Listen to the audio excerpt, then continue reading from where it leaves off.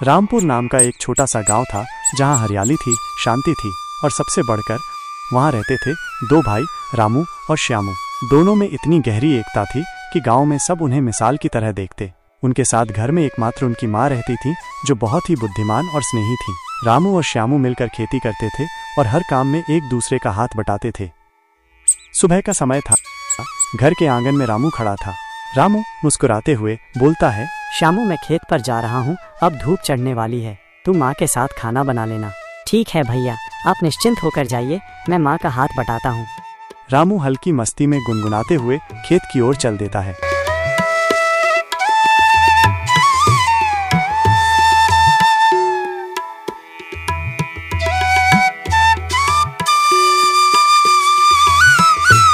रास्ते में वो आसमान की तरफ देखता है। बादलों की हल्की परत फैली होती है। रामू आकाश की ओर देखकर, वाह, क्या सुहाना मौसम है आज, खेत पर काम करने का मजा आएगा। रामू खेत पर पहुंच जाता है और देखता है कि चिड़िया चहक रही है और खेल रही हैं खेत पर।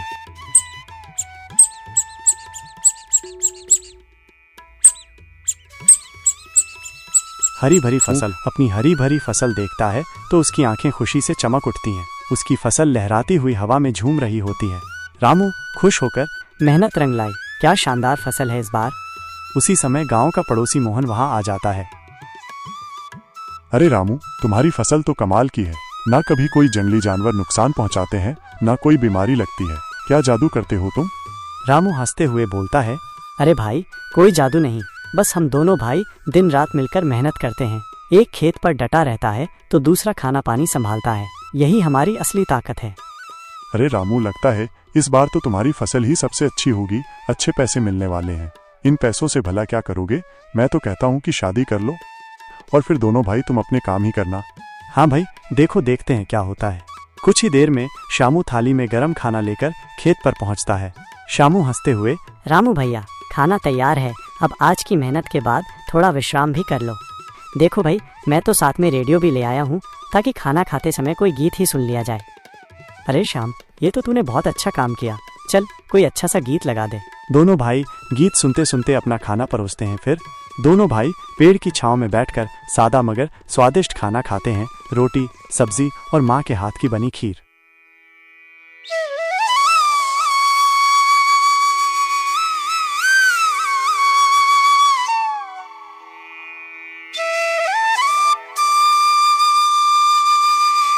मोहन सोचते हुए मन में, इनकी एकता ही इनकी सबसे बड़ी ताकत है।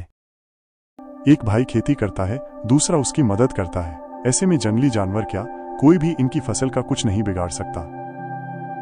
कुछ दिन बाद रामपुर गांव में खबर फैलती है कि पास के राज्य के राजा वीर सिंह गांवों का दौरा कर रहे हैं। वो देखना चाहते हैं कि किस गांव में सबसे अच्छी खेती किसकी है। चौकीदार कालीराम घोषणा करता है, सुनो सुनो, राजा वीर सिंह कल रामपुर आ रहे हैं, तैयार रहो, राजा को सब दिखाना है। गांव वाले खुश होते हैं लेकिन साथ ही थोड़े घबराए भी रहते हैं। रामू जोश में, हम कुछ नहीं छिपाएंगे, जैसा है वैसा दिखाएंगे, हमारी मेहनत, हमारी एकता और हमारी फसल। श्यामू और राजा को माँ के हाथ की खीर भी खिलाएंगे। राजा जंगलों की सैर करते हुए और पशु पक्षियों को देखते हुए गांव में आता है।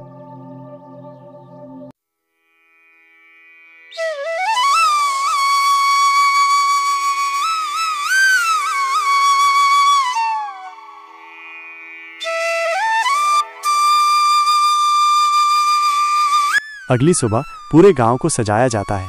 बच्चों के हाथों में फूल, औरतों ने रंगोली बनाई और गांव के लोग तैयार हो जाते हैं। राजा वीर सिंह घोड़े पर सवार होकर गांव में आते हैं। उनके साथ मंत्री और सैनिक भी होते हैं। राजा वीर सिंह गांव को देखकर मुस्कुराते हुए, ये गांव तो सच्ची मिसाल है, साफ सुथरा, खुशहाल, पर इसका राज क्या है? उन्हें खेतों में ले जाया जाता है जहां रामू और श्यामू उन्हें अपनी फसल दिखाते हैं। राजा रामू श्यामू से कहता है, इतनी सुंदर फसल, ना कोई जानवरों से नुकसान, ना कोई कचरा, कैसे संभव हुआ? राजा जी, ये सब हमारी मेहनत और एकता का फल है। हम दोनों भाई एक दूसरे का साथ नहीं छोड़ते और गांव के लोग भी मिलजुल कर रहते हैं। राजा सब कुछ देखकर बहुत प्रसन्न होते हैं। वो गांव की चौपाल पर आते हैं और घोषणा करते हैं, रामपुर गांव को इस साल का श्रेष्ठ ग्राम सम्मान दिया जाता है और रामू श्यामू को राज्य की ओर से 50 बीघा जमीन और एक बैलगाड़ी दी जाती है। पूरा गांव तालियों से गूंज उठता है।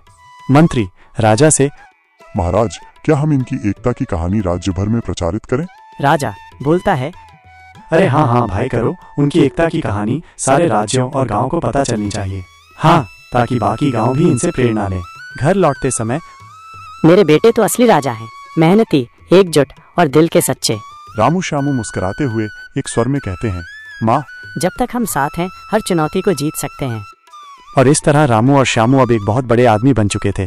अब वे दोनों एक दूसरे की मदद करते और हर समय पशुओं के लिए खाना रखते, पक्षियों के लिए पानी की व्यवस्था करते और जानवरों के लिए भी बड़े बड़े पानी के प्याले रखते, ताकि कोई भी पशु पक्षी प्यासा ना मरे। रामू और श्यामू बड़े ही नर्म स्वभाव के थे, इसलिए जानवर उनसे बहुत प्यार करते थे। रामू अक्सर पक्षियों के साथ उन्हें दान डालता, पानी पिलाता और पशु पक्षी उसी के चारों ओर घूमते रहते और अपनी मस्ती में मस्त रहते।